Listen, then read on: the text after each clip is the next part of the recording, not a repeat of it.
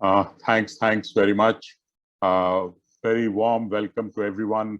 Good morning, good afternoon, good evening, depending on which part of the world you have joined from. I welcome you to this 2021 edition of Connect Karo, and particularly to this session on the economic geography approach to planning. Just to set the context and give you a little background to why this work. In WRI-India, we started this when the government announced its ambitions of becoming a $5 trillion economy or a $10 trillion economy. A lot of people felt that this was, very, very ambitious. But we felt that unless you set ambitions which are rather high, you don't get anywhere. If you set an ambition which is delta, you'll probably still be sub-delta. But, these are the kinds of ambitions that need to be set. And at least we feel that these are the potential that India does have. But with these ambitions, the thought that came to our mind was most of this growth will be in cities. So cities not only have to accommodate this growth, they also have to enable this growth. And how is it that this growth can be done in a manner that is sustainable, in a manner that is just, and in a manner that requires our cities to be far superior in terms of the services they deliver, because they'll be doing it for a much larger population and the volumes will get much larger. So that was the background in which we started this whole work. And then we began to realize that the traditional approach to planning, which is what we call the master planning, is sort of being overtaken by more economic approaches to planning in other parts of the world. And that's why we felt that why not start looking at what we could do in India? What kind of a framework can there be in India for looking at an economic geography approach? The idea of regional was when you get into master planning within a city, a master plan is primarily a spatial plan. But what is the basis behind that spatial plan? Can there be an economic basis, a regional economic basis for that kind of master plan? So I think that was really the background on which we thought of doing some of this work.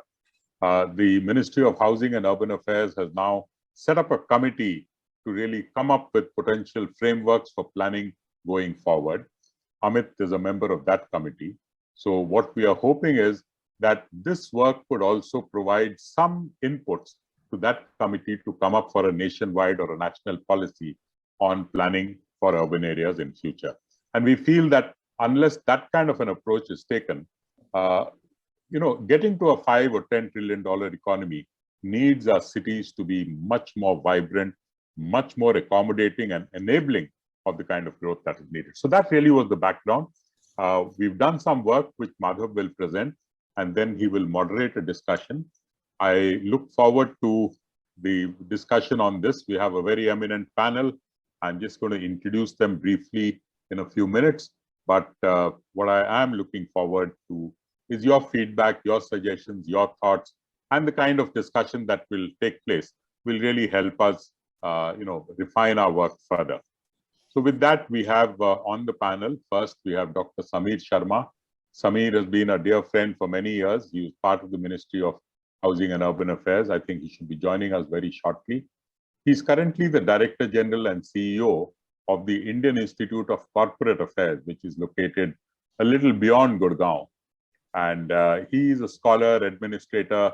He belongs to the 1985 batch of the IAS, worked in the Andhra cadre, and he has had vast experience in public and corporate affairs.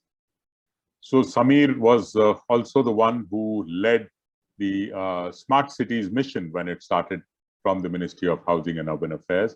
He's worked as the Municipal Commissioner of Hyderabad, won a lot of laurels while he was working in Hyderabad. He's in fact received certificates of appreciation from the Prime Minister of India for the JNNURM reforms in governance in Hyderabad, and also for making outstanding efforts for Hyderabad to become a slum-free city. So that is Samir. He should be joining us fairly soon. Then we have Dr. Balaji Parthasarthi, who is a professor at the International Institute of Information Technology in Bangalore, the IIIT in Bangalore. He served as the Institute's first dean from January 2014 to February 2017. He also co-founded IIIT Bangalore Center for Information Technology and Public Policy. He's also the lead investigator for the Fair Work project in India. His interests are rooted in economic geography and economic sociology and explore relationships between technological change and innovation, economic globalization and social transformation. He holds a PhD in philosophy from the University of California in Berkeley, which is also where Madhav passed out from. So you have two colleagues from the same alma mater. May I just jump in, Mr. Agrawal? My PhD was not in philosophy, it was in regional planning and economic geography. Just a small correction. Okay. So sorry about that. Thanks. And sorry about that. I don't know where we got this from, but this is what we got as your bio from some source, I don't know. But regional planning and what did you say? PhD in regional planning? Basically, I mean, I did it in economic geography and economic sociology. Okay. That's what I would like to say. Great. Perfect. So perfect fit for this. Then we have Dr Ganguly, who is the chief economist at CII. She has been associated with CII from 2007 onwards. She holds a MA in economics from the Delhi School of Economics and a bachelor's degree in economics from the Presidency College. Really delighted to have you. I think this is the kind of work that will be very interesting for CII to pick up on. And that's, really happy that you've been able to join us for this one. Thank you. Then we have Amit Kapoor. Amit is an honorary chairman at the Institute of Competitiveness in India. He's president of the Indian Council of Competitiveness and editor-in-chief of Thinkers. He's the chair of the Social Progress Imperative and Shared Value Initiative India and sits on the board of competitiveness initiatives in Mexico, Netherlands, Italy, France, and the University of Vermont's SEMBA Advisory Board. In addition to being the advisor to Thinkers 50 and participant with the Global Solutions Network, he's an affiliate faculty for the macroeconomics domain in the competitiveness and value-based healthcare delivery courses of the Institute of Strategy and Competitiveness at the Harvard Business School, and is an instructor with the Harvard Business Publishing in the area of strategy, competitiveness, and business models. He has worked with the Niti Aayog on competitiveness, on the Ease of Living Index for Indian districts, and also the Innovation Index for the states in India. As I mentioned earlier, he's also part of that committee set up by the Ministry of Housing and Urban Affairs on creating planning frameworks for urban areas in India. Then we have Rana Hassan. He's the Regional Economic Advisor at the South Asia Department of the ADB. He previously worked in the Economics Research Department of the ADB and the East-West Center in the US, where he focused on issues relating to inclusive growth, the analysis of poverty and inequality, and the impact of market-oriented economic reforms on labor market outcomes and industrial performance. He holds a PhD in economics from the University of Maryland in the United States and completed his master's degree in economics from the Delhi School of Economics. Then we have Professor Amitabh Kundu. Professor Kundu really needs no introduction. He's a colossus in this whole domain. But right now we are privileged to have him in WRI-India as our senior fellow with the Sustainable Cities and Transport Program. He has been a distinguished fellow at the Research and Information System for Developing Countries. He was professor and dean of the School of Social Sciences at JNU, a member of the National Statistical Commission, and chaired the Post-Sachar Evaluation Committee, and that for estimating urban housing shortage. He was regional advisor on poverty at the UN ESCWA Beirut and consultant to Sri Lankan government on population census. Currently, he's chairing a committee to monitor the national survey being conducted for Swachh Bharat mission for the Ministry of Drinking Water and Sanitation. He was a visiting professor at the University of Amsterdam, Sciences Po and Maison des Sciences de l'Homme, University of Kaiserslautern, and University of Würzburg. He was director at various institutes in India and is in the editorial board of many national and international journals. He has about 25 books and 200 research articles published in India and abroad to his credit. No wonder Professor Kundu really needs no introduction. Thanks for joining us today, Professor Kundu. Then we have Shri Abhijit Saman. He is the Deputy Director Technical as the NCR Planning Board. Previously, he was the Assistant Director Technical at the NCR Planning Board and was involved in coordinating and monitoring implementation of regional plan policies, reviewing physical and financial progress of projects funded by the board, and also represented the board at various high-level meetings. Prior to this, he was the Senior Planner at Lee Associates South Asia Limited and Deputy General Manager at DMG Consulting. Abhijit has a master's degree in business administration and a master's degree in planning with specialization in transport planning. Finally, we come to the moderator for today's session, who will also make the background presentation for the panel. This is my colleague and dear friend, Madhav Pai. He is the Executive Director of the WRI-India Ross Center. This is really our urban program, the entire urban program. It's called the Ross Center for WRI. He spearheads a large urbanization policy, research and prototyping support program that informs key areas of India's urban growth story. For the last 2 decades, Madhav has led, designed and implemented urban programs and projects across continents in over a dozen countries. India's urbanization challenges are the key research focus of Madhav's exploration. He joined WRI in 2008. In fact, he started all of WRI's work way back in 2008. And I've had the privilege of knowing him from around that time when I had not yet joined WRI. But Madhav really got everything started. Whatever we are is really Madhav's efforts so far. He has pioneered several new and innovative methods to overcome barriers to implementation of environmentally and financially sustainable infrastructure. So that's the eminent panel that we have today. And I really look forward to the discussions as we go forward. With this, let me pass it on to you, Madhav. Over to you. Thank you, Opi. And I'm going to share my screen just so that, just give me a moment. For 1 sec, let Madhav, before you go, 1 sec. Samir has also joined us. So just wanted to tell everyone. Hi, Samir. I've taken the privilege of introducing you before you joined us. I hope that's okay. Yeah, that's fine. Thank you. Thank you, Opi. So thank you very much, Opi, for introducing the panel and giving context for this work. I do want to acknowledge that this is the work I'm presenting is of our team, my colleagues Vandana, Vasudevan, Rajit Matthews. I've done a lot of this work and also with support from Tintu, Paramjit, and our geoanalytics team. So just wanted to acknowledge. I also want to say that Professor Kundu has been an integral part of sort of making sure an analysis is robust, and he will speak a little bit about that a little later. Amit Kapoor and his colleague Kevin Stolarek also have contributed with a paper on creative economy and bringing some of their competitiveness thinking to this. So we've tried to collaborate with a few people. So I'm sharing work which is that effort. Now, what I'm going to do is essentially what we are looking for, as we go. I mean, one is basically 3 types of sort of feedback, responses, questions to our work. One, will present some analysis, the kind of analytics we have done on the Delhi NCR economy and some of the other dimensions of climate and equity and things like that. Then we've sort of tried to come up with some of our early perceptions of what certain pathways, solutions could be going forward over the next 15-20 years.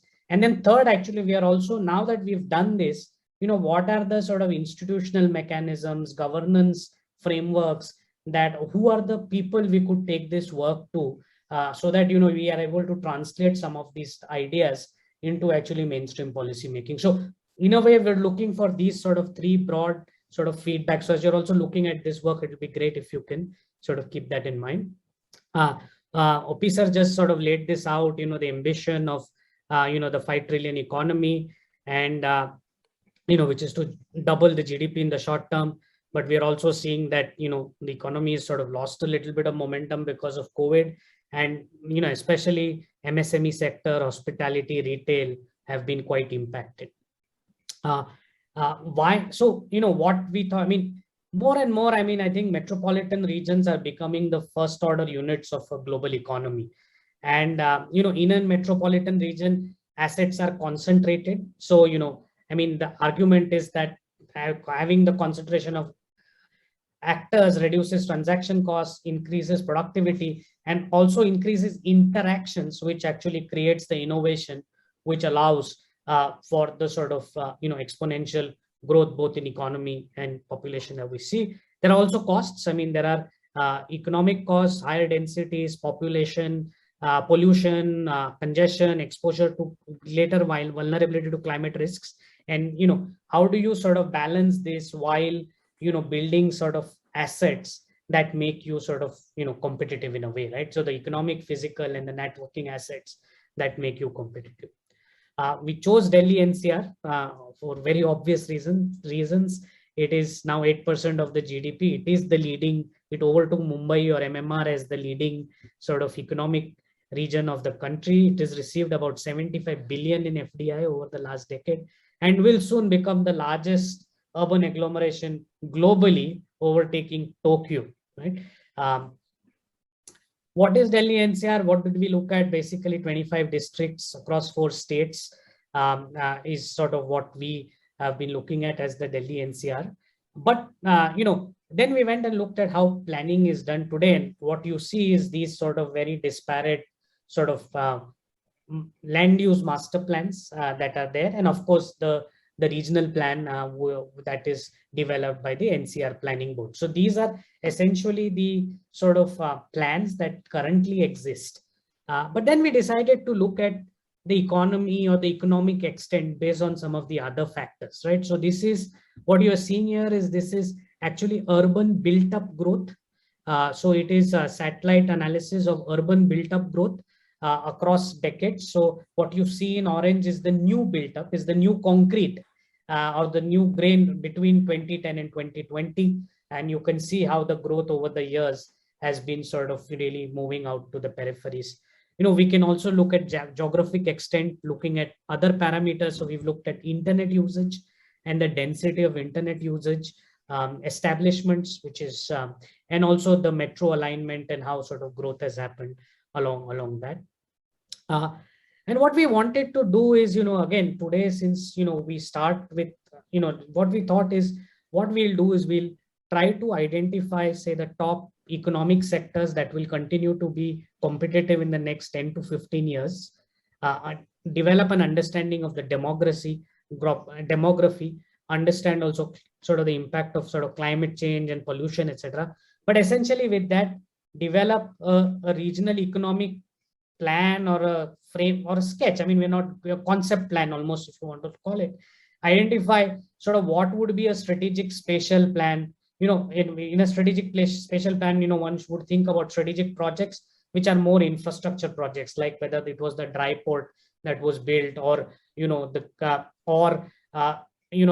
RRTS that is coming up, or whether it's it's a green lung that is created in the city that is supposed to support the entire region. So some strategic projects which actually have a regional implication, and then identify places that will become then for which we can develop locally economic development plan. So idea is that the regional economic plan provides a strategic spatial plan which identifies certain strategic projects, or looks at projects that are already there, but how do you make them sort of much more effective to help the economy, to identify places that can then have local plans with sort of the keen understanding of either improving the economy or increasing the inclusion, or creating more sort of sustainability in the region. And finally, I think these two things can then provide as inputs into the master plans that individual jurisdictions will do.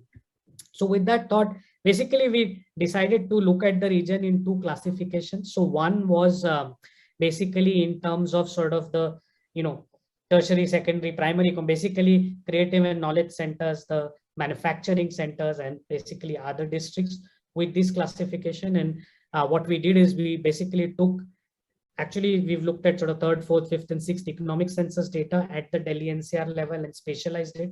So this is basically the spatialization of the 6th economic census data. It tells you where it's basically employment, And this is the circle sort of suggests the employment size and also the location. So it's also showing where certain types of industries are clustering, and can we use that as an opportunity to think about some strategic ways in which these industries could be made competitive. Based on a quick analysis, these were the top 10 sort of industries that emerged, where we looked at employment share, location quotient, and shift share. And clearly, again, a lot of the manufacturing related industries, automobile, metal, textile, come out to the top, compared to some of the business services or financial services in the Delhi NCR. The other analysis, again, because this is an economic geography study, we decided to do was, just like the classification, we looked at basically broke the region in 3 geographies. So Delhi NCT, which is which is the state of Delhi really. In urban periphery, or what we are calling the CNCR periphery. So it is for Faridabad, Gurgaon, Noida, Ghaziabad. So that is what we are calling as the urban periphery or the CNCR periphery, and then the rest of the region.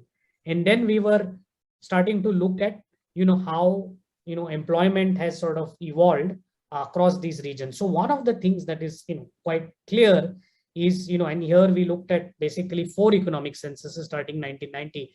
And you can see that there has been a dramatic decline in the rate of employment growth in Delhi NCT, right? Most of the growth has happened in the periphery, in the CNCR periphery, which is Faridabad, Gurgaon. I mean, in fact, between the last 2, 5th and 6th economic census, we are seeing a negative growth in employment within the Delhi NCT.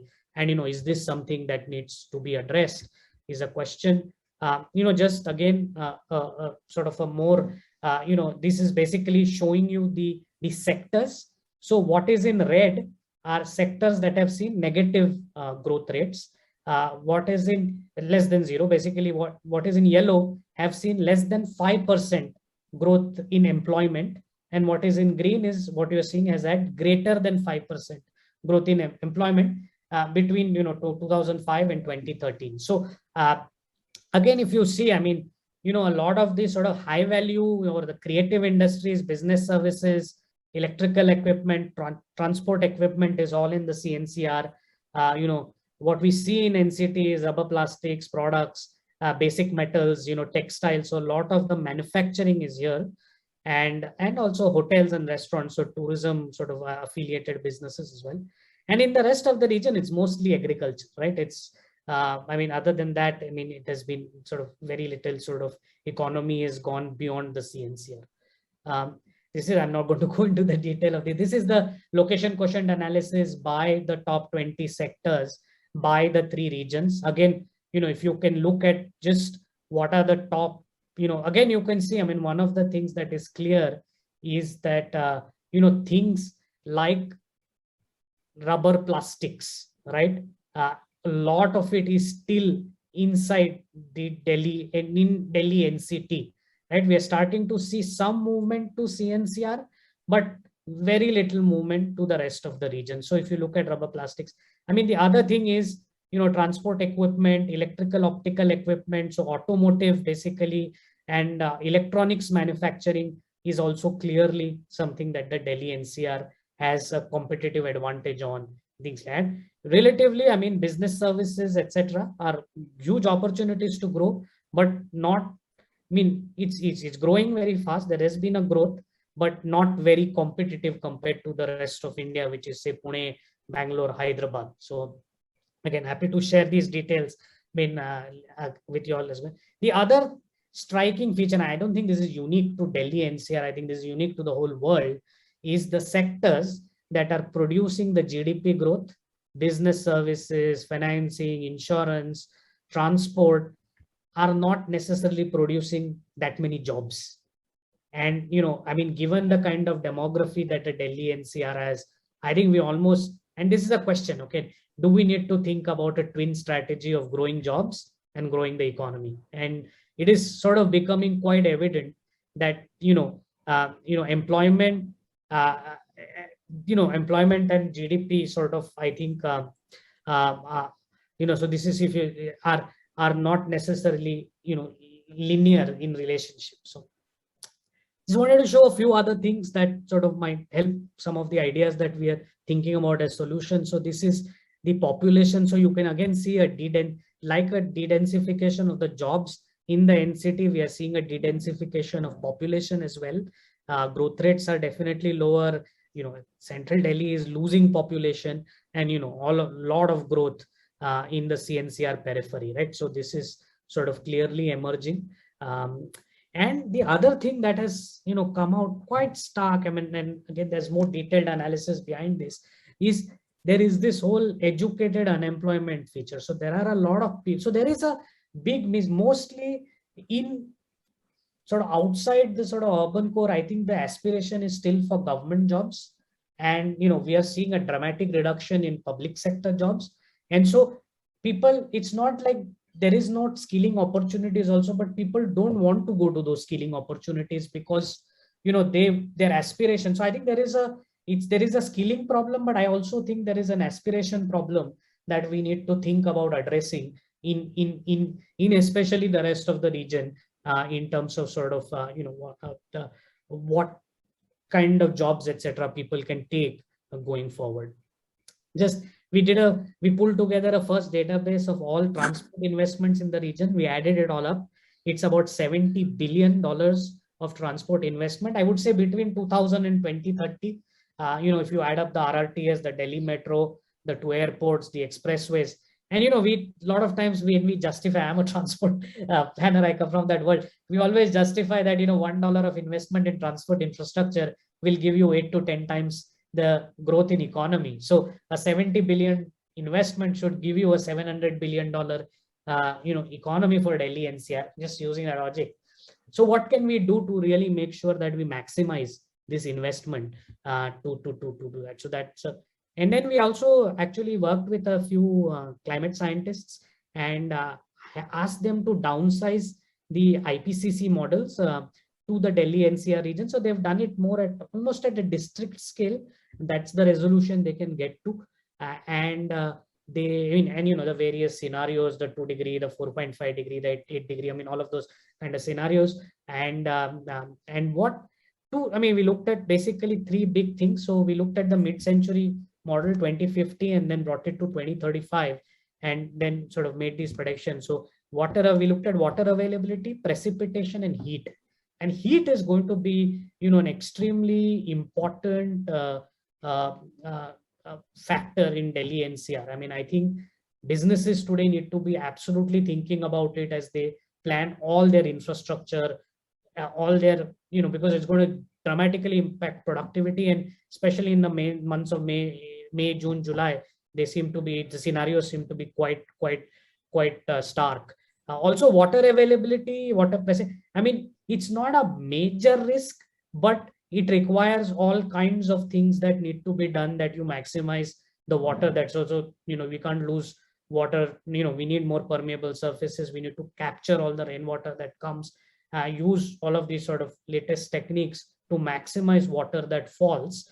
And I think we would be able to manage that risk, and heat risk we'll have to prepare for. So with all of this information, we made an attempt, right?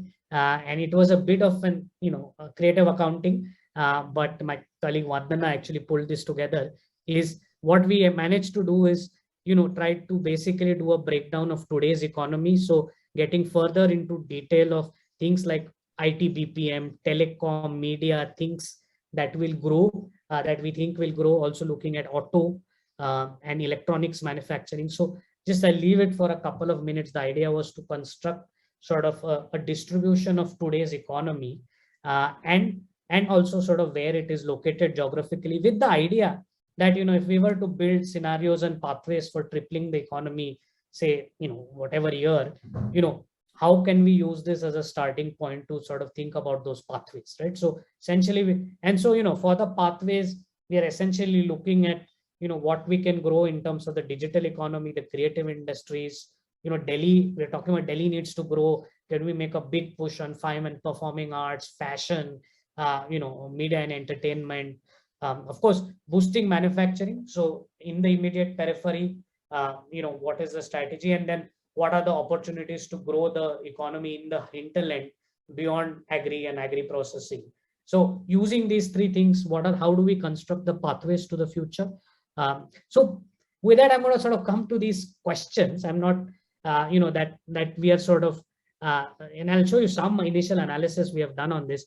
So should we revive the Delhi NCT, right? Should we bring high value jobs back to Delhi NCT?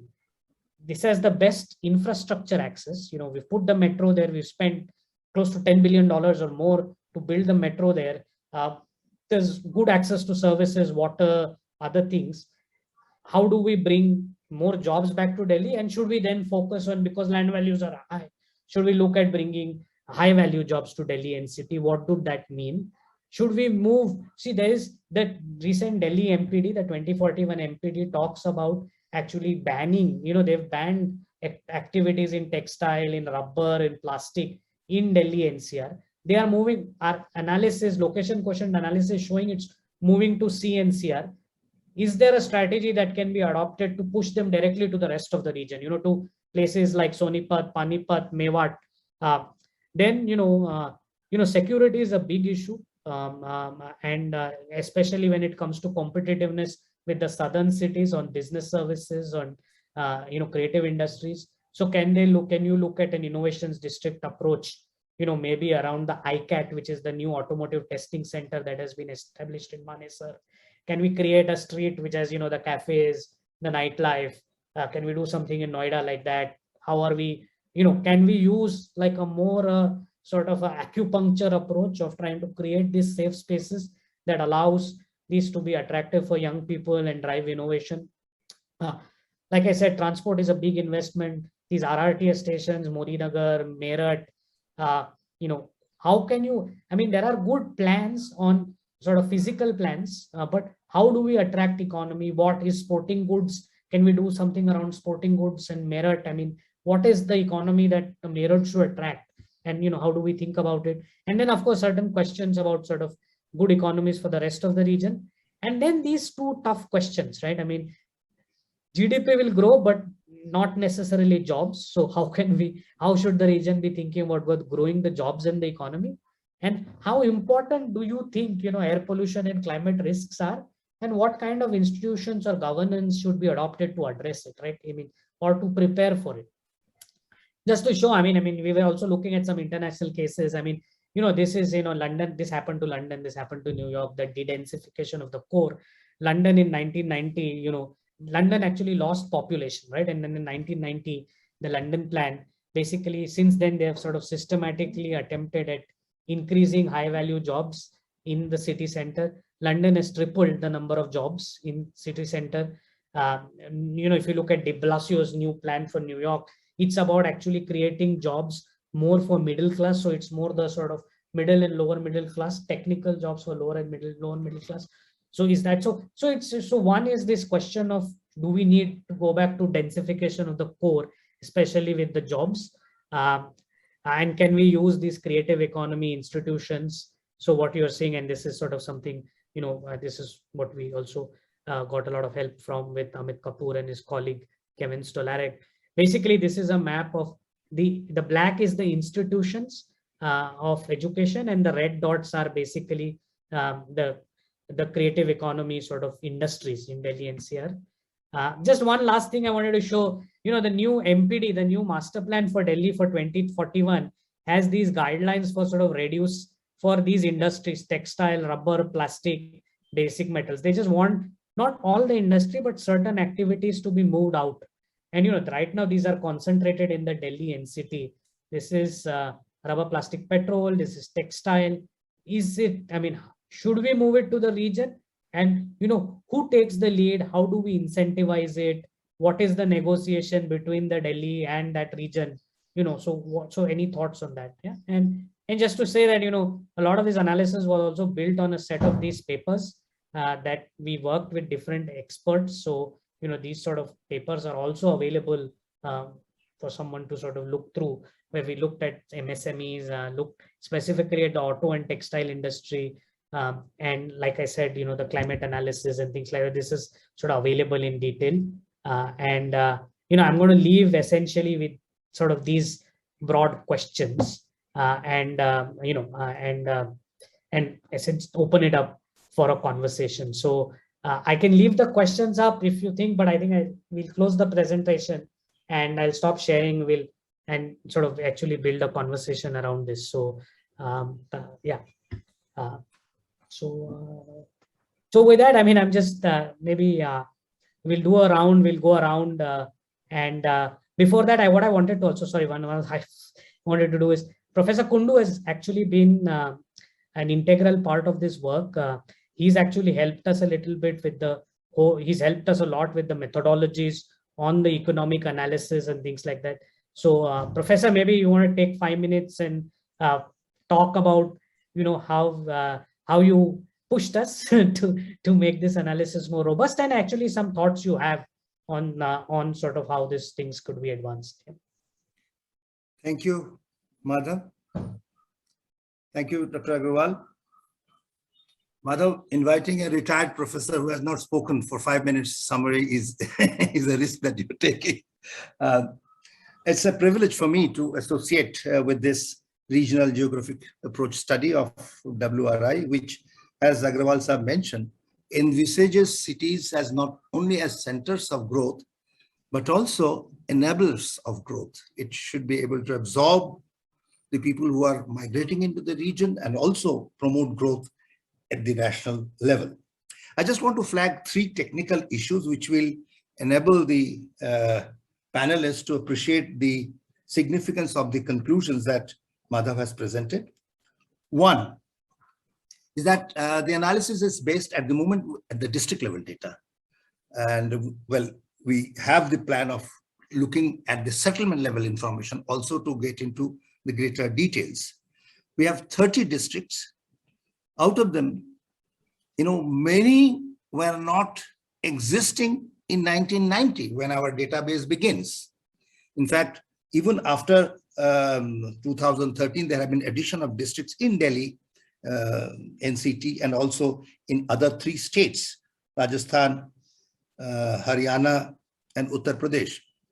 But we have restricted to 30 districts. But I must tell you, enormous effort has been made by the team in building up the data for district level income, poverty estimates, consumption expenditure, all because new districts have been created. Sometimes districts have been bifurcated. So using similar methodology as the Ministry of Statistics uses, the CSO uses, or perhaps making slight improvement, we have been able to generate massive data for 170 indicators on a more or less comparable basis at 4 points of time. Of course, it ends with economic census 2013, but for several indicators, we have been able to update the information also. And I do believe that these research studies which have been sponsored by WRI can certainly use this rich database that has been built, and also it can be used by others if the WRI rules permit. That is first point. The second point that strikes me about this study is the use of the satellite data, along with the socioeconomic data which are generated by the administrative processes.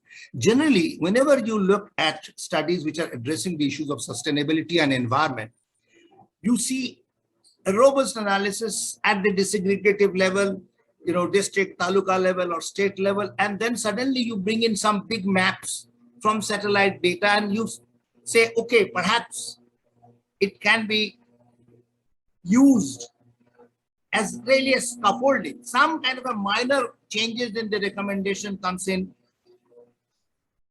There is some noise because of some spraying by the municipality.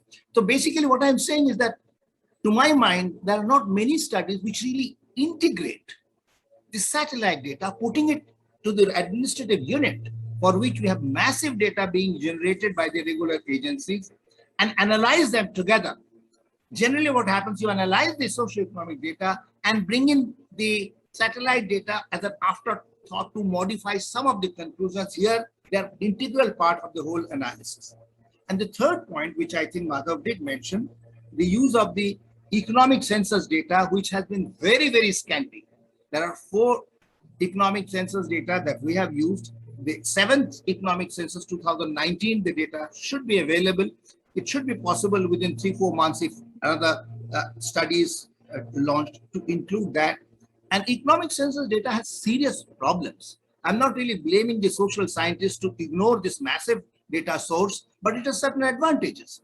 Annual survey of industries data cannot, even the small scale industry survey data are not available at district level. The sample size is small and also the location identification is difficult.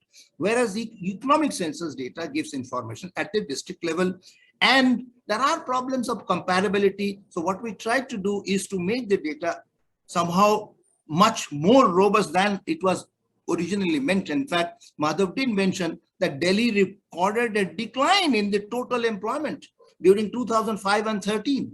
And the people in the Department of Economics and Statistics say, sorry, we do not accept that. So we talked to them and found out how we can improve this database. And I think that is something which is very special about this, that economic census data at the district level, which is absolutely necessary to understand the spatial relationship, has been used. I just want to mention, if I have, Madhav, can I take another 2-3 minutes?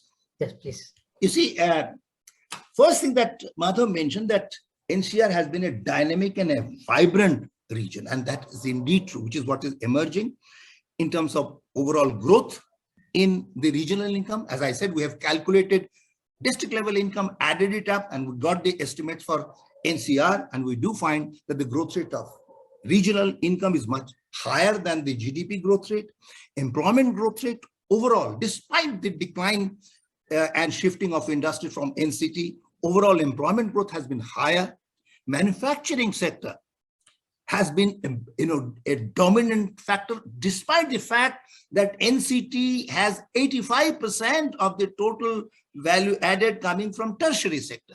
But if you take the whole region, you do find that the manufacturing is not insignificant. Economic census says that overall in the country, it is 22% of the total workers outside agriculture, which is in manufacturing.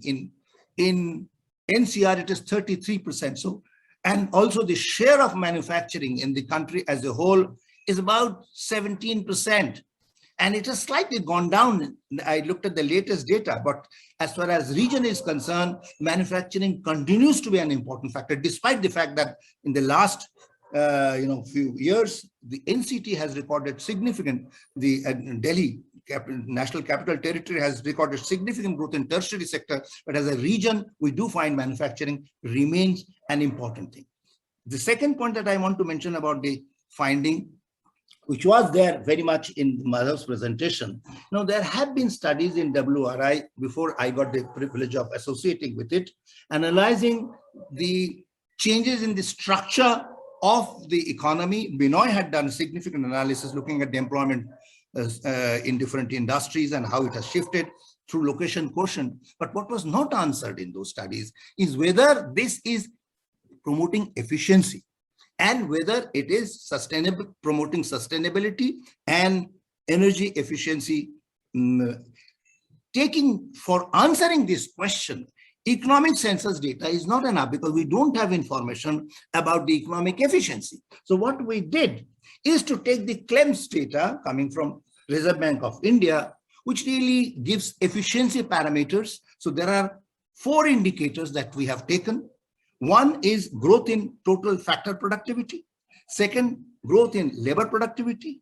Third, growth in energy efficiency. And fourth is level of energy efficiency. And by doing that, what we have identified is the 10 top industries in India and 10 top industries in NCR, and basically trying to see whether Delhi is matching with the efficiency parameter at the national level. So what we notice that in terms of 3 efficiency parameters, that is total factor productivity, labor productivity, and energy efficiency, level of energy efficiency, Delhi is doing better than the country, which means that the larger percentage of workers are in the efficient industries compared to the national level. So basically what we find out, therefore, from the analysis is that Delhi's overall growth pattern has been certainly promoting efficiency in terms of the standard efficiency parameters which are defined at the national level. I know we should have time for discussion and maybe we can answer some of the questions. Final one point that really tells me the area of concern, which is we find that although it is true that Delhi is having concentration of those industries, a larger percentage of workers in those industries which are energy efficient. But if you look at the trend, if you look at the industries which are showing significant improvement in energy efficiency, those are the industries which are not growing. And that's the concern that Madhav has been raising, that there are certain industries which are located in NCT, central part of the NCR, and that they are really coming in conflict with the trend. What we find that at the national level, there is shift to those industries which are reporting improvement in energy efficiency, whereas Delhi is having an advantage in the level of energy efficiency, but the industries which are showing significant improvement in energy efficiency, that shift has not taken place. And also there are some infrastructural concerns. I think Agrawal sir often raises the issue of transport connectivity to facilitate to some extent this shifting that has taken place. Overall, NCR has been dynamic, vibrant, whereas the manufacturing sector has shifted from central part to the immediate periphery. They need to be shifted further. There are certain policies which we have reviewed which are helping this process, but this trend needs to be supported. And the fact that Delhi is not really moving towards those industries which are showing significant improvement in energy efficiency is something which is a matter of concern. I think other question that Madhav has raised for discussion is extremely important, and I'm sure we'll have very useful discussion. Thank you, Madhav. Thank you very much, Professor, and thank you very much for your support. So now we'll start, maybe take first 3-4 minutes, maybe you respond with your early thoughts and then we can do another round. So maybe we'll start with you, Dr. Sameer Sharma. So you can go first and... Good afternoon. Officer, sorry I couldn't prepare. I didn't inform you, but I have been appointed as the Chief Secretary of Andhra Pradesh. So I I was running around. I'm very sorry. Congratulations. So I would have really prepared. Last night was kept aside for but still, I mean, since I know Madhav so well and he's done such a, it's a very useful and for me, it's a very fulfilling sort of a presentation because my PhD was in regional and metropolitan development. And, in the book which I wrote also, I tried to compare what was happening in the US and India. And, I find some great similarities between what Madhav has found and what happened in the US. So I always compare Noida with Gurgaon. The difference, one is an entrepreneurial city. Second, Noida is not that much of an entrepreneurial city. And then, how I used to live in Manesar. So I used to tell my kids, see, Gurgaon is a suburb and we are an exurb. And that's how I used to explain it to them, taking the American simile.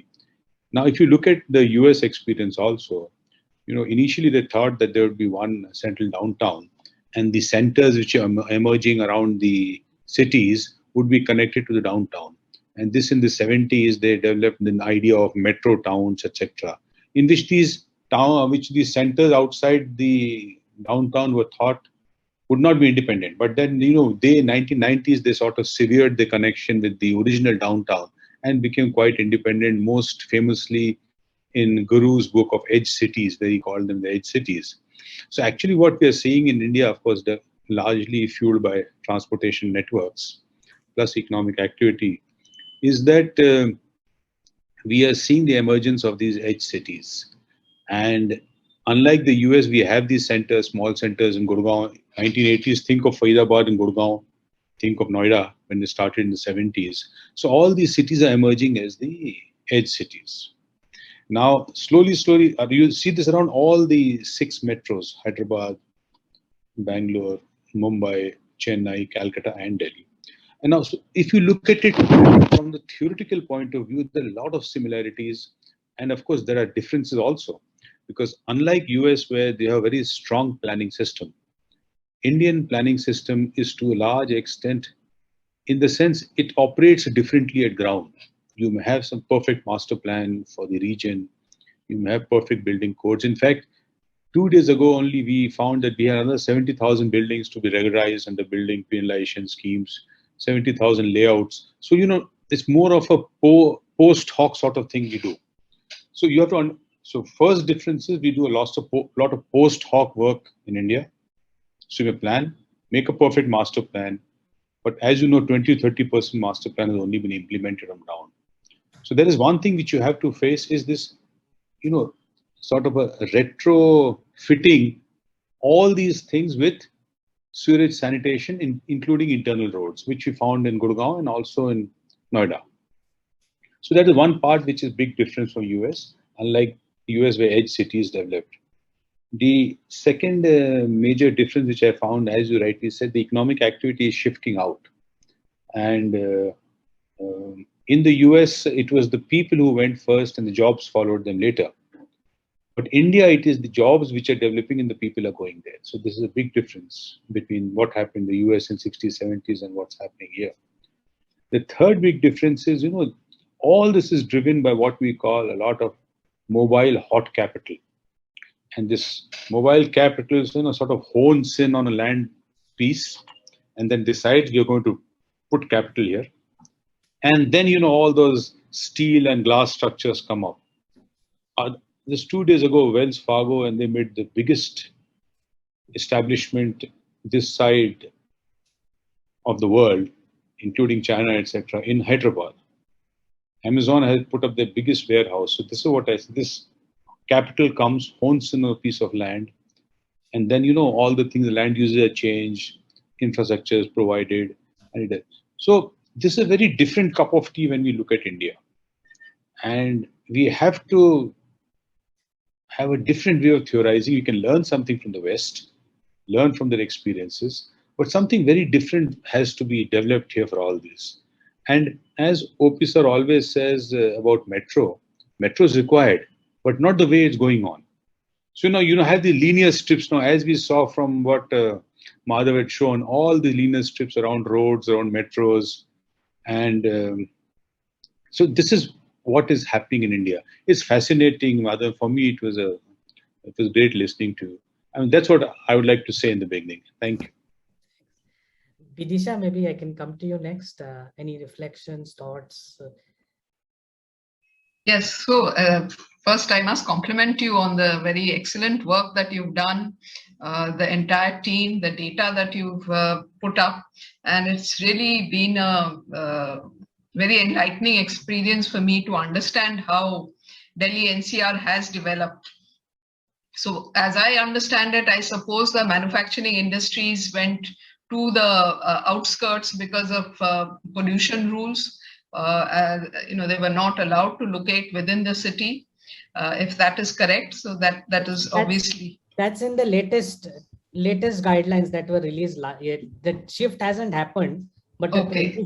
they will see few months ago, 2 months ago, they put out the new master plan. Right. MPD 2041 as they call. But just to intervene, it's way back in 96-7 when the original shifting of industries issue started. More than 9,000 industries were shifted. And in fact, I had my first thesis on that topic only, my planning thesis, the non-conforming industries in Delhi that way. So things have started from by that time, and even the NCR previous plan that also that shifting of industries and all the why the world ocean related office be in Delhi and those kind of institutions should move out of Delhi. That was my understanding as well, that this has been a long process and maybe more is happening now. But at the same time, in your presentation, you mentioned that services are not that attractive for Delhi. Pune, Bangalore, etc., are more attractive. So how do we handle this? How do we now create more jobs within the Delhi core? There again, I would think that it was dominated by government jobs. And maybe a lot of retail trade, etc., was there. So the reason why it has come down is one, of course, government jobs have come down. So how do you now rejuvenate the inner core of Delhi? Is it only through these tourist, entertainment, media kind of hubs that we can think of, or are there, manufacturing or other services, for example, the BPO, etc., which I'm not sure why they can't locate within the core of Delhi. The other thing I wanted to mention is this, as you develop more infrastructure, it is actually it is never adequate. You tend to attract more people into the city. It becomes more and more crowded. This is what we've seen in Delhi repeatedly. The more flyovers that are created, the traffic jams actually increase. So how do we deal with this problem? So the planning has to be dynamic. We cannot make a plan and stop there. That's number two. And lastly, the one point I wanted to mention is that, we have to look at the quality of life of the people, particularly if we are talking about job creation, employment, then one of the key bottlenecks here is that we do not provide proper facilities for workers. Particularly, so everything in services, you can afford slightly higher end salaries and therefore housing, but in manufacturing, the salaries are lower. And, within the Delhi NCR area, it is very hard to find housing for the workers. And some of the industry members we have tell us that the biggest bottleneck they have in creating jobs is to find proper living. And this we saw during the pandemic. All the migrant workers had to go back because there is no proper living facilities within the city. And that, I think, will be a key bottleneck in creating employment and the kind of employment that we are looking at within the city. And this includes the periphery, not just the core. The housing conditions around the factories are very, very limited. Yeah. I end with these few comments. Yeah, thank you. Professor Balaji, maybe if you can just go around. Okay. First, let me thank you for the invitation to this panel. I guess, especially considering I know little to nothing about Delhi, so I can't add any substantive comments about the nature of the work. I've done most of my empirical work in Bangalore and Chennai in terms of conceptualizing what I do. But I do think, and certainly of the 3 points that you laid out in terms of where you'd like responses, one is the analytical approach, the second is the question of sustainability and justice, and the third one is about what you can tell policymakers. Again, being far removed from the corridors of power in Delhi, the policymaker thing is not something I can really tell you anything about. It's the first two that I like to say a few things, especially item number one. Okay. And let me, having said that, let me start by commending you and your team on putting together this enormous sort of database, which allows you to sort of start thinking about a metropolitan economy. And having said that, I think this is a very essential, a very, very necessary condition to think about, what policy options you might actually have. But at the same time, I'm also going to say that there are a couple of things you could consider doing to ensure that you meet certain sufficient conditions. Okay, so what you have really here is data. You're looking at the spatial division of labor across the metropolitan region and how that is, you're attempting to reinforce it with providing certain kinds of infrastructure, right? Transportation being a case in point. The thing is, and then there was also mention of all these creating these clusters or for media or whatever, and so on. And then how, like many speakers mentioned, that there was this really a gap between the master plans and what actually takes place, and which is really not a surprise, frankly speaking, because there is a tendency to confuse, I think, or conflate what happens in territorial place with relationships in economic space. And when that disjunction is there, your master plans are willy-nilly going to not take you to the destinations that you'd like you to take them to. right? Also, so, and even then, and on that basis, if you're going to put in transportation infrastructure, I can only, quote the South African Nobel laureate Gertrude Stein, when she said, there's no there, right? So in order to sort of actually get to understanding what the there is, I think one of the things you could potentially do is to, what studies like this have done, and done very well in your case, is to look at coarse aggregate data, right? In the sense you look at, for example, firms and necessary institutions like academic institutions and so on in your slide on media. But I think, what economic geographers will tell you, and this has been, over the last 30, 40, you have to crack open the black box of the firm or other organizations. In other words, for a given, say even for a given level of shared technology, different firms organize themselves differently, and they seize competitive advantage by going through different kinds of vertical integration or disintegration, and by then on that basis integrating with interacting with their surroundings. And that's where this whole notion of transactions costs really come in.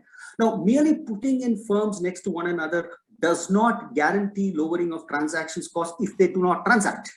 So you really need to understand what is it that is going to drive them to actually transact. And for that, I think what is going to be crucial or will be very helpful is to actually do a few detailed studies of how in similar sectors, right? Like say textiles, right? You take a sample of maybe 25, 30 firms, and how is it that they organize their production? Because firms, organize themselves differently, like I said, and to seize competitive advantage with the same technology, by organizing themselves differently, they rely on their partners. Now, here too, it also depends on what kind of partnerships or collaborations or contracting arrangements there are. One could just be contracting for capacity, up and down, you handle that. Now, that with diminishing transport costs, you could push it off to another corner of the country. It doesn't have to stay in Delhi, right? Because it's all codified knowledge to bring in sort of some epistemic basis for this. Alternatively, it could be complementary capabilities, which you don't have, but you rely on a partner. Now, there, the need for spatial proximity is greater. Finally, if you're going to bring in something that's new to the market, new to the country, then you don't clearly have an understanding. You're working with your collaborator or partner, then you're trying to figure it out jointly, then the need for spatial proximity is even greater. So the kind of work that these firms are organizing, and this applies even to academic organizations, like what kind of research are you doing? Is it sort of really plain, vanilla teaching, which is important, but are you also at the frontiers of what you're doing? Who do you collaborate with? Are you collaborating with other firms? Are you collaborating with other academic institutions, right?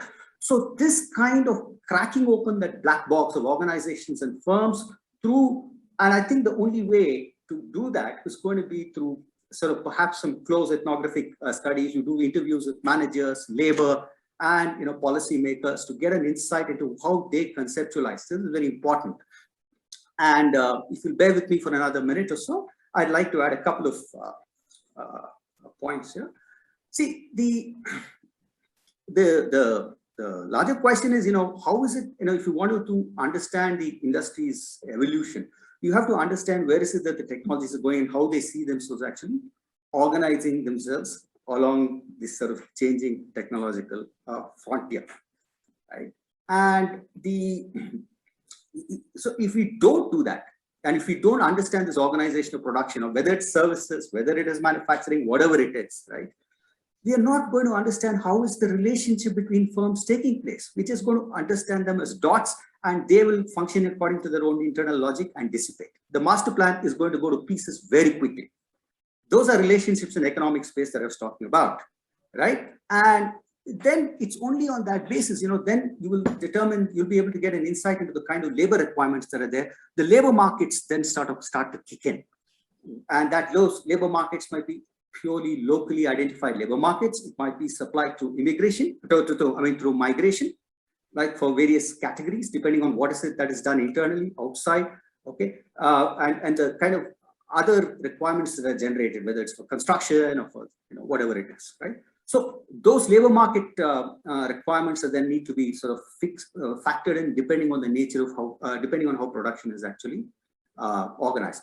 And that in turn, I think, is what is going to lead to understanding of sort of, because to the more normative questions, what is it that we mean by sustainability? What is it that we mean by justice?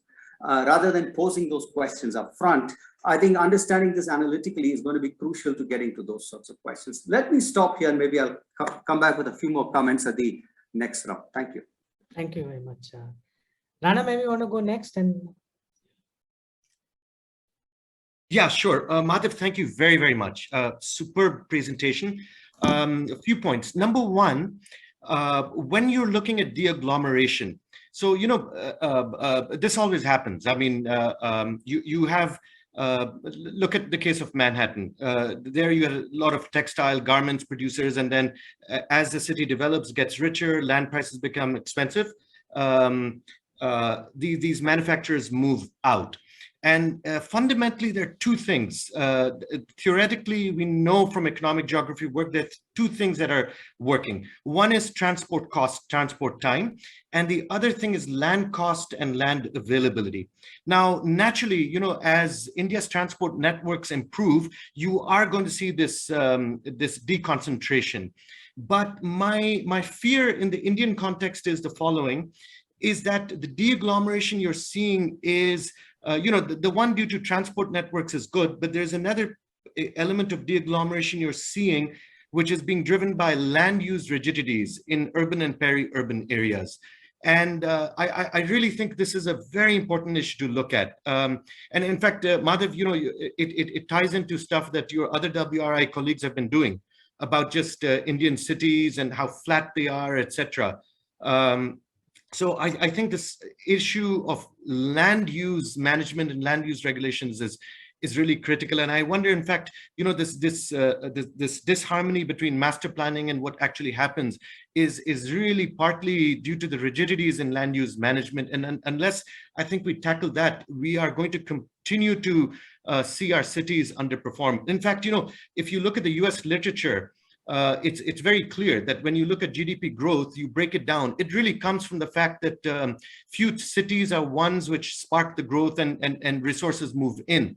And in fact, to the extent that we're seeing this process getting short-circuited in the US, the culprit is really the issue of land use regulations. So you have the whole San Jose area, LA area, any of these places which have put in rigid land use policies are the ones where you're going to see skyrocketing land use prices. And then, you know, this issue of jobs that you talked about, it's not going to be affordable. So fundamentally, I think in your analysis, you've got to somehow bring in this whole issue of land use management. So that's issue number one.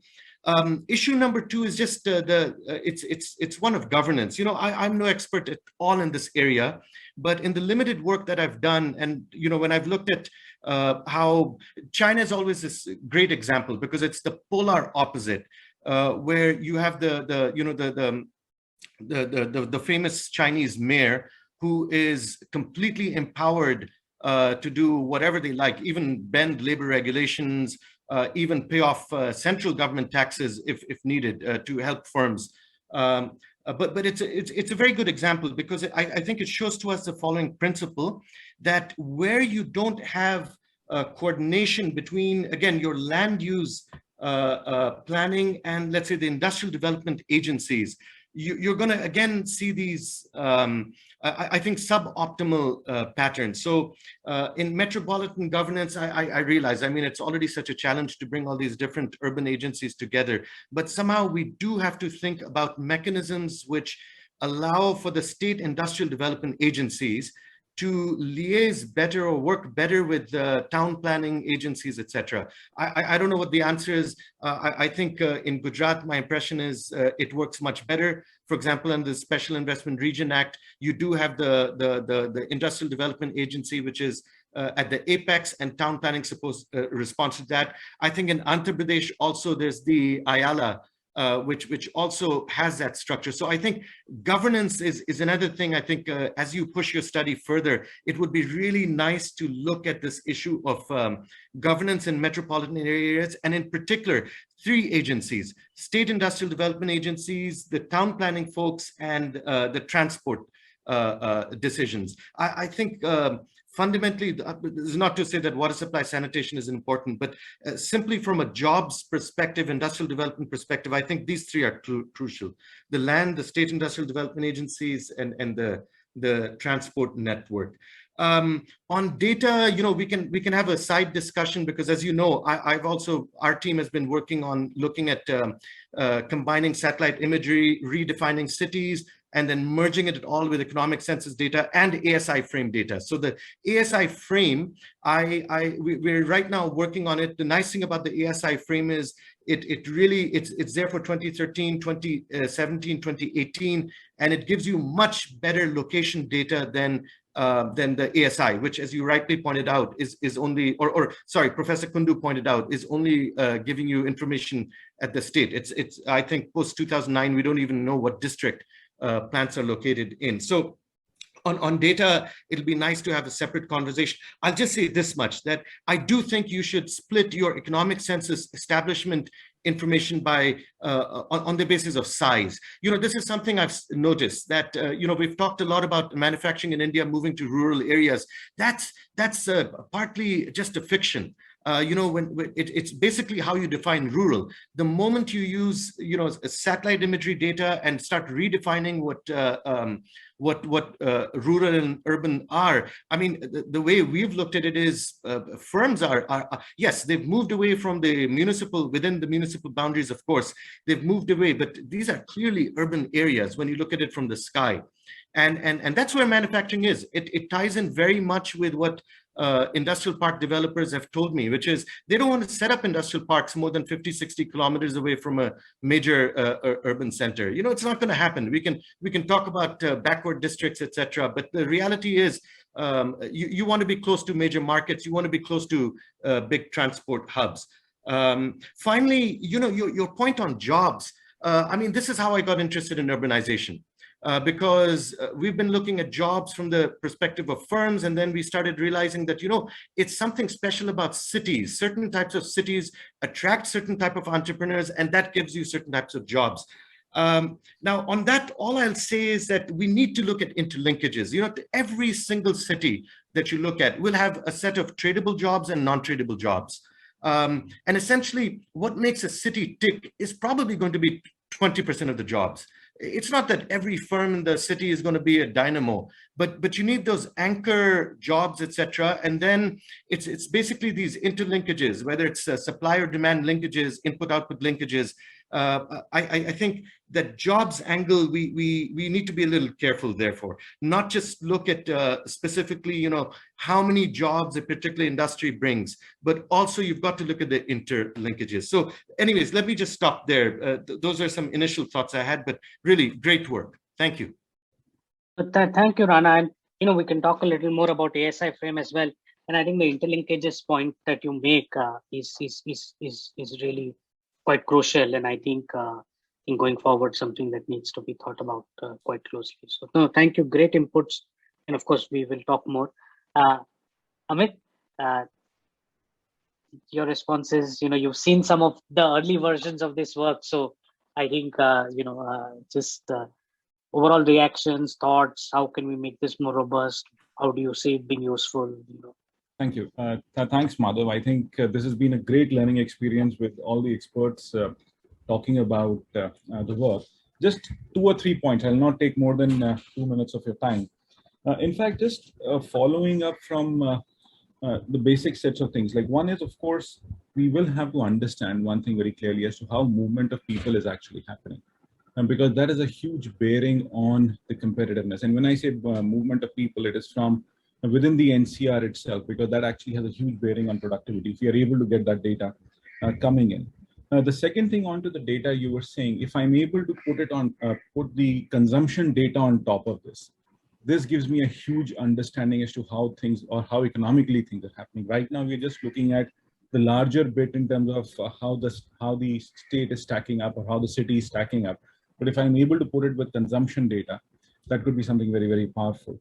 The third thing, which I feel is something very interesting, we have looked at the annual survey of industry data. I can see that economic census data has been looked at, but then there is this PLFS data, which can give us far bigger insights in terms of like how labor is behaving and things. Because economic census and PLFS data do really have a huge level of juxtaposition, but I think there could be some very powerful insights that emerge from there as well.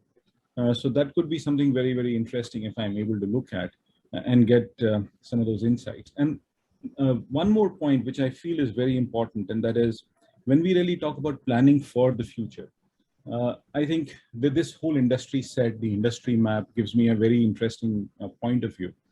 But I think what we are really going to see in the future, in the coming 3 to 5 years or 10 years, most of the industries that we are really talking about are really going to become service industries. When you talk about mobility or car as a service or mobility as a service or whatever, most of the things are really going to get servicized, or servicization of industry is going to happen. So we will actually need a very different set of skill set within people that we are looking at. If I'm able to look at some comparative thing in terms of, say, how various cities have really come up over a period of time, there has always been an upliftment of, or there has been an uptick in terms of how talent has actually got acquired. Delhi has its own sets of problems in terms of like what is the availability of talent and so on and so forth. We can talk about some exotic industries like IT, services or whatever, but does Delhi have the adequate talent which is available to really push it forward is a very important factor that we will have to look at. So some kind of a outlook on how talent has to be looked at. And when you were really looking at the data, I think NCR is emulating what is happening within the country. There is a great reflection of what happens within the country. So if we really get this model right, I think there is a huge possibility of how do we get India right as well. Because if there is a city, there is a region which tells that there are industry sets which are improving, there is jobless growth or whatever, and that can actually give us a huge indication as to what is really happening. But then one or two more things, like one is of course, what you would call as the degglomeration effects that happen within the city. There are huge degglomeration effects that we are seeing within the city. In fact, there was a point on quality of life that was being said.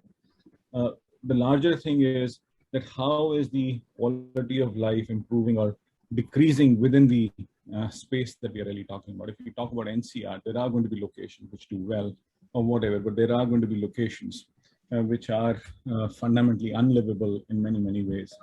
And if I'm able to use this data and juxtapose this whole economic data with social data, that could be something very powerful again, like, because what we are really seeing is that there are two trajectories or two directions that we are really talking about. Like one is of course economic growth and the other one has to be the social progress. When you talk about quality of life, it suddenly is about social progress. Can I actually look at various aspects of social progress within this? Because when you talk about, say, water and sanitation, the effect of climate change, what is going to happen about personal safety, access to basic knowledge, is that whole clustering that is really happening in the perfect sense. And last but not the least, and in fact, I think Professor Balaji did allude to that, a very important point on clustering.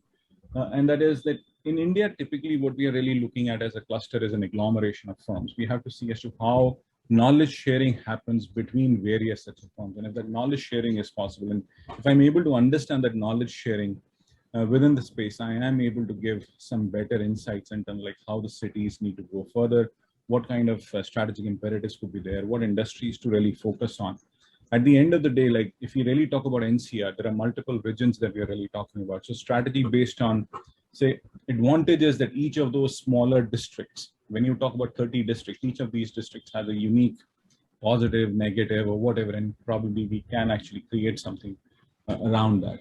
But at the end of the day, to really say that we are going to see movement of people outside of Delhi, I don't think so. It can only happen, or it would have happened, if there were other alternate cities that would have been emerging. India has a distinct problem in urbanization, and that is that it is only very limited in terms of like what are the urbanization or cities which are just going to attract talent or industry and so on and so forth. So we are talking about good 3 to 4 decades before Delhi actually sees some bits in terms of degglomeration or whatever. It's really going to attract a lot of people, and that's what I really anticipate. So over to you, Madhav. Thanks a lot for the opportunity, please. Thanks. Abhijit, do you want to say something before we go on to another round of responses? First of all, I'm very honored to be part of this esteemed gathering, and I should say, and all thanks to my boss who she could not attend, and I was nominated here, and it was lovely hearing everybody, and it's nice to know that so many great heads are thinking about the NCR, and while in NCR PB, it seems like it's only our how are we managing it's our problem only. It's not our problem, it's everybody's problem, and we are managing it. Just few things. First of all, regarding NCR, you did show that the whole of NCR as a 25 districts, it's 24 districts plus Delhi. But all the data, I'm not sure if it is for all those districts or it's only on the agglomeration area, that is Delhi and the surrounding areas. Because even what the reports say, various reports, that Delhi NCR is going to shoot beyond Tokyo in this decade, and will be the most populous city in the world by 2030. So everybody, when they talk about Delhi, it's the Delhi and surrounding areas, the continuous agglomeration area. And what we are talking is 24 districts, that is 14 districts of Haryana. So we have also assessed all districts, so all 25 okay, districts. Okay, yeah. okay. So the data that you're saying is of considering all the districts, because the map is only the Delhi and surrounding areas. Second thing, I would say that we, in this regional plan, what we are preparing, the draft regional plan is there. Delhi, this NCR was originally 33,000 square kilometers, and now it is 55,000 square kilometers. And although the objective originally was the catering to the problem of Delhi, getting everybody coming to Delhi for jobs and everything, and to develop the surrounding area so that that problem is minimized to an extent. Yes, the population migration did reduce in the last decades. The 2011 census showed that, but that is not only due to our plan, but many more efforts that are being done. So I would just inform that now the NCR plan will be having some policy zones that we have decided. And in these policy zones, first is of course Delhi, and the CNCR, what has been talked, it is being defined. The CNCR shall be up till this expressway and some 5 kilometers around that area. That is central NCR, where that's continuous agglomeration that has been identified, noted, and accordingly, the next part is the rest of the NCR, of course, and the policy zones are being identified so that we have specific policies for this region. And yes, like one of our panelists identified that when we say it should shift to rural, which rural? Rural in Mewat is also rural, and rural in just adjacent districts is also rural. So what our focus now is that yes, the consumers are in the urban areas, and the producers want to be closest to the consumers so that the distance, their waste time, all that travel time is minimized. And so thinking of having these logistics and warehouses as a separate aspect to be focused on, so that the cost constraint of the land is also minimized for the producer, and the market is also having things in time, especially for the perishable goods. Always these urban areas are dependent on the surrounding areas. Then we identified and noted the issue of migration. So we are planning to have migration facility centers in each urban and rural areas as well, where they will be, what are their skills, levels, education levels, their background check and everything will be on, a GIS based sort of a portal sort of a thing, so that at the point of exit, they know where are the possibilities they will earn good income, and what are the areas where they need to upgrade their skills also. With that, they will be integrated with the skill development councils. That sort of some mechanism is being proposed in the draft sort of a thing. Then security is major issue, yes, and security is these are separate chapters, separate heads being prepared in this coming draft region plan.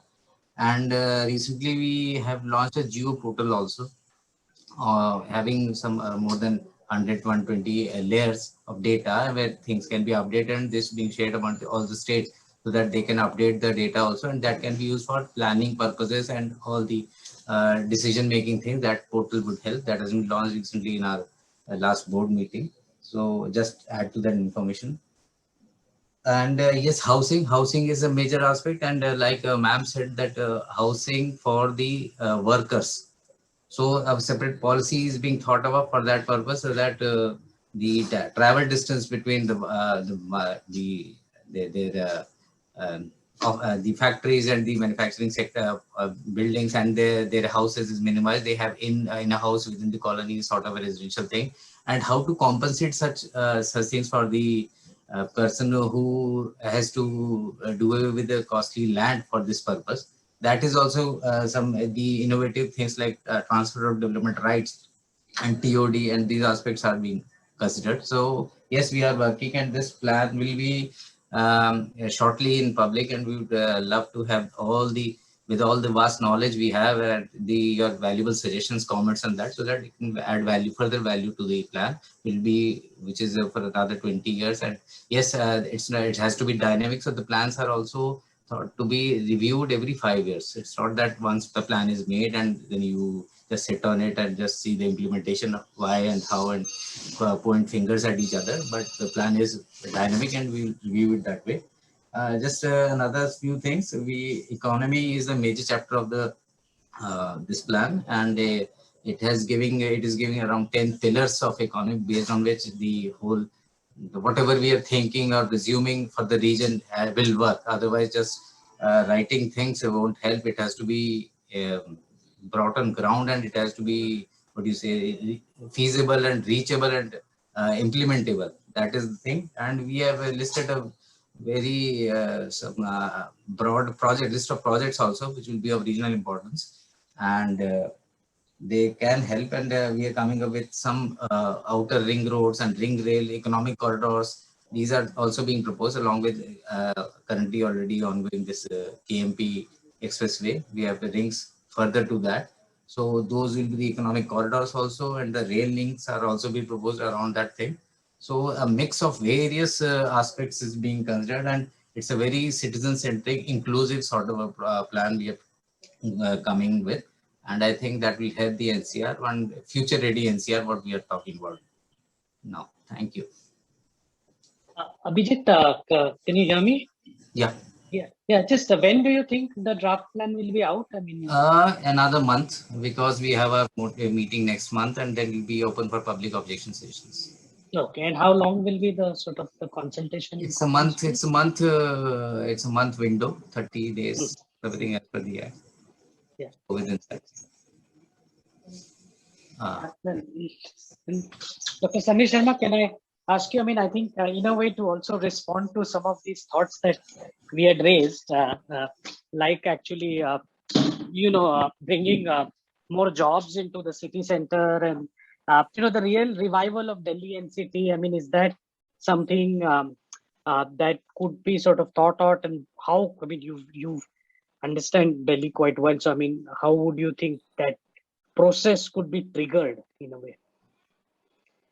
You're asking how jobs can be brought back into the city center, right? Should we bring high value jobs back into the city center? And do you think that is even a good suggestion? And if that is the case, how would one go about it? Just any sort of broad thoughts. Okay.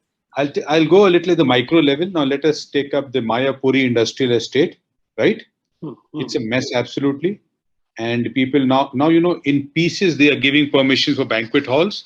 So since the only permission they're allowing is banquet hall, everything is becoming a banquet hall without parking. A better model would be to make it like BKC, So develop Mayapuri. It could be an IT hub. It could be a cuisine hub. It could be anything. It could also be a marriage hub with banquet halls with a layout and a plan for that. So in this way, you could bring in at least more service jobs. But if you want high-end jobs, then IT. Imagine if you put an IKEA there, you do a town planning scheme, put an IKEA. Imagine that. So that sort of thing, they have to reimagine all the industrial hubs, which are anyway going outside. Now, industrial hubs are going beyond Manesar now into Rajasthan and even ends of Haryana. So in this way, they have to reimagine the city and redevelop it. They have to redevelop these pockets all around. One thing which Government of India, as you know, is also doing those 7 colonies which they are now making into office, commercial and residential. These 7 colonies, including one near Sarojini Nagar. So this sort of thing can bring in jobs, both service jobs and high-end jobs. But this a little more holistic plan for that area. I just give an example of Mayapuri because I had gone the other day to Mayapuri. And I was seeing, there's so many banquet halls coming up without parking, just banquet halls, which means all marriages happen, which is a need. I mean, I'm not saying not required, but just develop a plan, give the infrastructure, have parking. And, so that sort of a thing. Now, that is if you want to have jobs. But, I look at it in a different way. Why not have jobs? I'm not saying anything about that, but why not have people living in the center and going out high speed and coming back? Just have the opposite of what US had. They had a downtown where people used to come. Now they no longer come in that way. And then let them come in again into the center. But it all depends on the spatial structure of the city. If your spatial structure of the city is in the center, if you have a place where people have been staying, what we call the civil lines or the railway lines, or even the Asli city where you have the people staying there, historically for 300, 400 years, do it. Otherwise, as we are saying, pick up areas and the way they have done Chandni Chowk, the way they have done BKC, they should do it. You will have to retrofit and rejuvenate all these areas. That's so, this idea of either sort of creating what is sort of these innovation districts or even sort of having more local sort of plans is so micro planning in a big way needs to be sort of adopted. And in Delhi, I mean, this would happen through the DDA and they would be the drivers, I'm presuming. You see, Madhav, if you remember, the master plan was only the first part of DDA. Then they have to prepare zonal plans, local plans. They don't do that. They love these big master plans, big technical rational documents, which hardly represent what's happening on the ground. So they have one road going over 7 buildings. And then we have to, spend years trying to convince the building owners to give their buildings, how to give compensation. That's why the master plan implementation is so poor. It's so unrealistic and so rigid. First, you can't foresee a city for 30 years. Now tell you, Madhav, in 1990s or 2000, could you ever imagine Hyderabad? You look, other day I was in Hyderabad, since I've shifted to Andhra Pradesh now. So I was looking at this Gachibowli area. Wow, this is amazing. The similarity between that and Gurgaon. But with the advantage that has got a working water system, sanitation system, sewage. It's absolutely amazing. You have to come and see that area. I mean, Madhav, you feel as if... So that Gurgaon and this, I could see, at least visually. Plus, they have much better connectivity. And the biggest thing of Gachibowli is you can work and home is 2 kilometers. Wherever you work, you can get an apartment or a villa within 2 to 4 kilometers. So, so this is what, I was trying to say. As you're right, it's become like an innovation district or a business district as in the US. You're right, absolutely. Madhav, may I come in for Yeah. Yes, just wanted to say we are actually at time, but if everybody is okay, we can go over a little 10, 15 more minutes and do one more round. So we'll start with Madhav, Professor. I'll take leave. Yeah. I have to join another call, but Yes. once again, thanks everyone. I enjoyed the discussion. Really enjoyed the discussion, but sorry, I have to leave you a little early. But thanks again. Thanks very much. Thanks, OP. Yes, Professor. your question that how we can bring back the high-value job assumes that there's a massive magnitude of out-migration of high-value job. To some extent, yes, true, but we have to assess that because what is evident that Delhi's growth rate, NCT's growth rate has become half. It was 4% during, 91, 2001, it has become less than 2%, right? And also the employment growth, our study shows, has been very less. But the income growth of NCT is much higher than NCR. And there's even the master plan recognizes that excepting the Haryana part, the rest of the districts of NCR is not growing economically in terms of income, which really means that Delhi's per capita income has gone up, and that shows that not much. Yes, some selective exclusion must have taken place. So that is first point. Second point, I think Shamik made a very important comparison between the decentralization which is taking place in Europe and what is happening in India. He said that there the people go there and then you carry the industries and infrastructure. Here we take the industries and the people follow that. To what extent this hypothesis is validated by the analysis here? It is indeed true that wherever infrastructure, transport network has been provided, some industries have been given land in a vacant area, and Shamik is absolutely right that industries come and then comes the population movement. But if you look at the growth rate of population in NCR, forget about NCT, is much higher than what the region can absorb. You find unemployment rate. PLFS data has been talked about by Amit. That shows that much higher rate of unemployment, higher rate of poverty in the NCR, which really means despite the state control over the industries, there has been massive in-migration and of illiterate migration. The unemployment rate is high because the requirement of skill for the industries are not being matched by the people who are coming in. And level of infrastructure, access to basic amenities is alarmingly low in the NCR districts, excepting the NCT part, which really means that although it is true that to some extent, people follow, but much more people come in. You don't have control over the migration, and migration in the NCR has been very, very high. Amit was mentioning about the PLFS data. I looked at the PLFS data. It's not possible to build up separate estimates for NCR because the sample size and the locations issues are there. But certainly it is true that about 50% of the people in the unorganized sector lost jobs in the first 3 months. That data is available. April, May, and June in 2020, they lost jobs and they did not get salaries. That is the quality of employment in NCR. So basically, I have a feeling that we have to talk about providing infrastructural support, basic amenities in the outer periphery, if you're talking about pushing the industries into that area, because serious deficiencies of infrastructure and the quality jobs are there. Imagine in the first 3 months when our political leaders were saying, please keep your salaries, give them salaries, unorganized sector, 50% of them report absolutely no income. This is official PLFS data. So I certainly think that this is an important issue of taking infrastructural facilities in the external periphery before you talk about taking the industries. A quick point, I think Rana mentioned this, that to what extent it is because of the decision of the industries themselves or the land use restrictions. I think that's an important point. In 1996, there were restrictions which came in, and there are conscious effort to push many of the industries out. And now, as you mentioned, that in the new master plan, such provisions are there.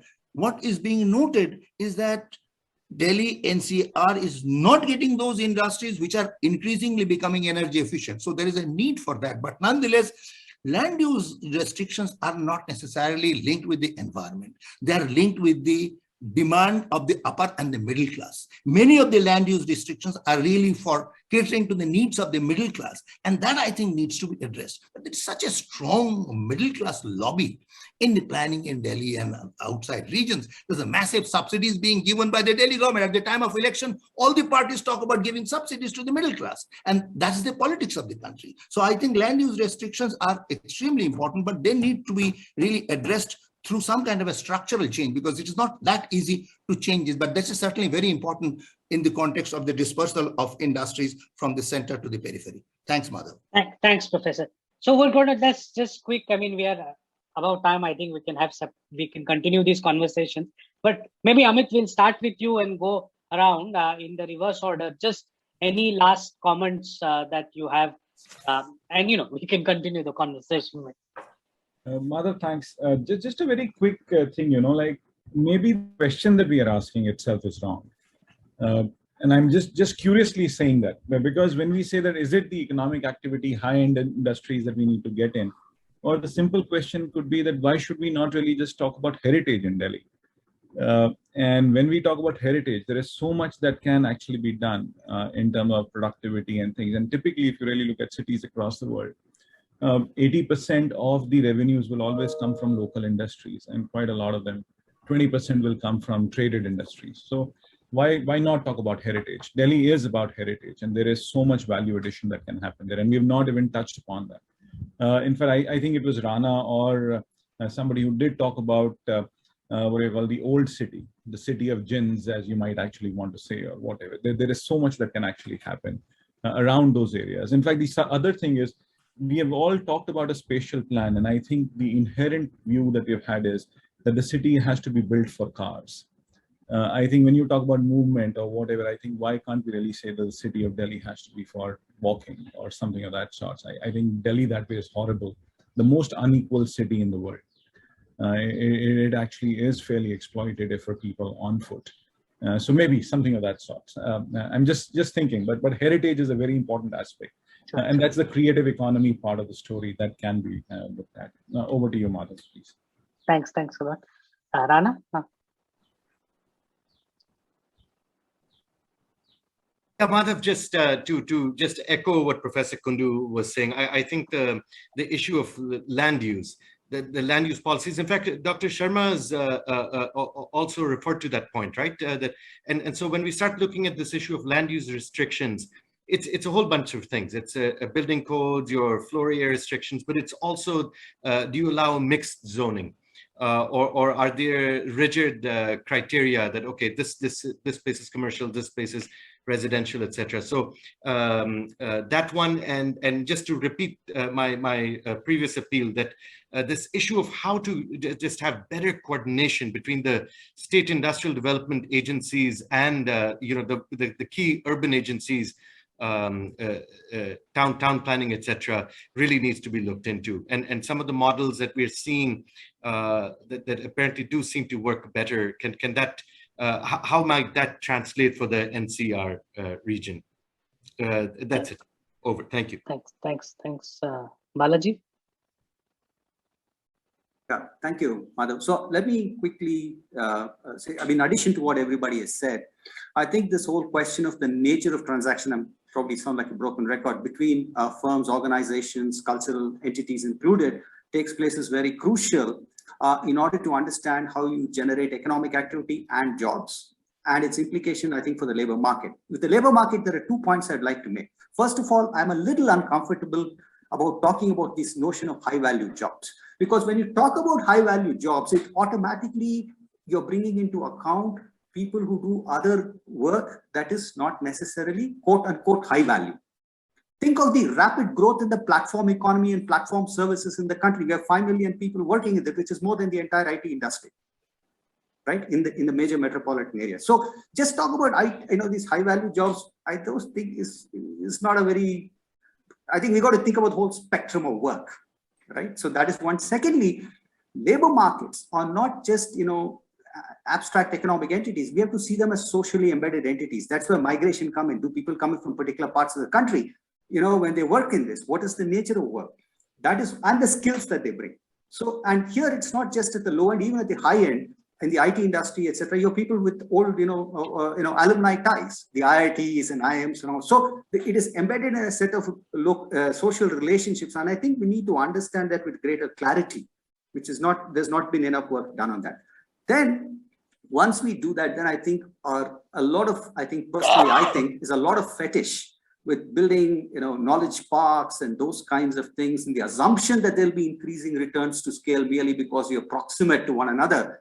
I think we'll start to, we will start to question them or sort of place them under the microscope, because you start to understand that these are really often little more than glorified real estate ventures, right?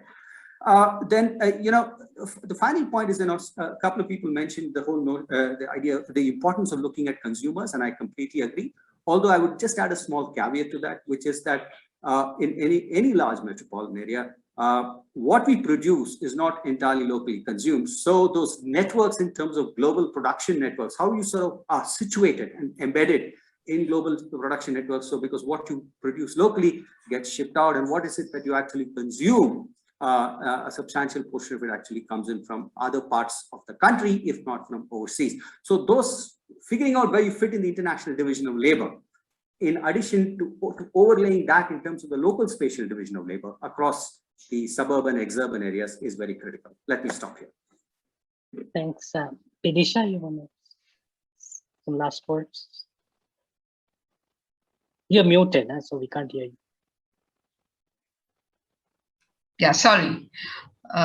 Just to echo what everyone else has been saying, and I think I will go back to my point that quality of life is extremely important, and all of things like land use restrictions are something that restricts the quality of life because of the that you cannot build affordable housing in certain areas. So all of it is really related.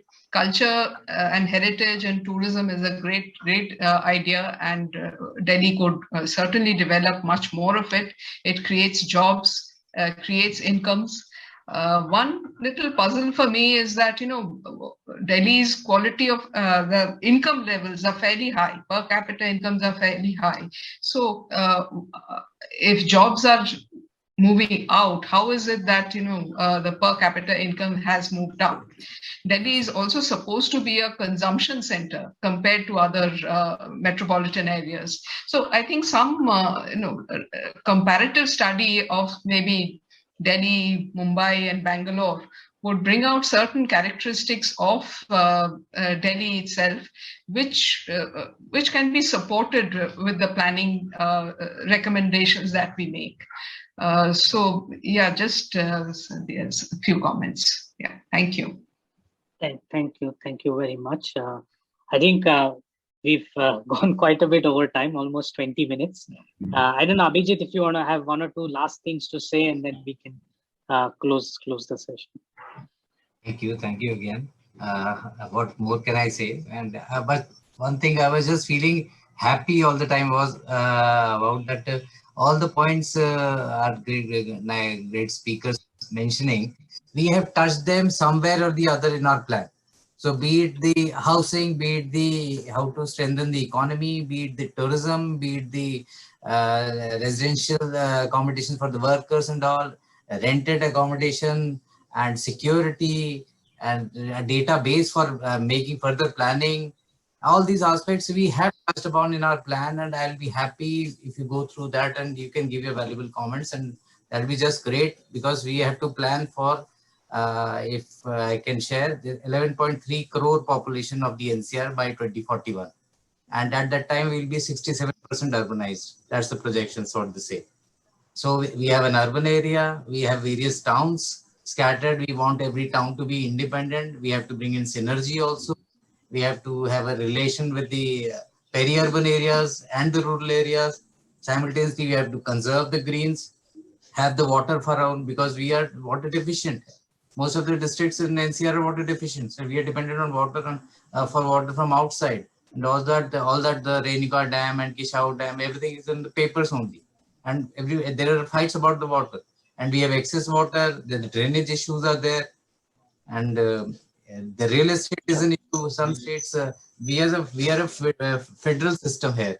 Even though NCR PB plans something, the states have to implement. Just closing. That's it. I'm finishing with that. Thank you. Thank you very much, and we look forward to providing comments also to the plan. With that, I'd like to thank all of you. First, we can congratulate Dr. Sameer Sharma for being appointed Chief Secretary of Andhra Pradesh. Congratulations, sir. And thank you all of you for your. We will definitely get in touch with all of you to get more feedback. I also want to say thank you to all our audience. We have about 100 people in audience listening to this conversation, and I think for us, we feel there is clear justification that we need to start looking at economic geography or this approach at studying our metropolitan regions. And I think, with that being the starting point, how best can we then use this information to be able to transform these regions into sort of these first units of economy that are able to sort of put us on that path of building a greater economy, creating more jobs, but also ensuring a good quality of life for all the residents in our city. So with that, thank you very much. We'll be very happy to share the presentation. And of course, as we in a few months' time, once we have enough review on this material, we plan to open up these data sets that we have created so that other researchers, other academics, etc., other partners who want to work with this information can continue to work with it as well. So thank you very much, and we'll close this session and look forward to some of you participating in the rest of the sessions at Connect. Thank you. Thank you. Thank you.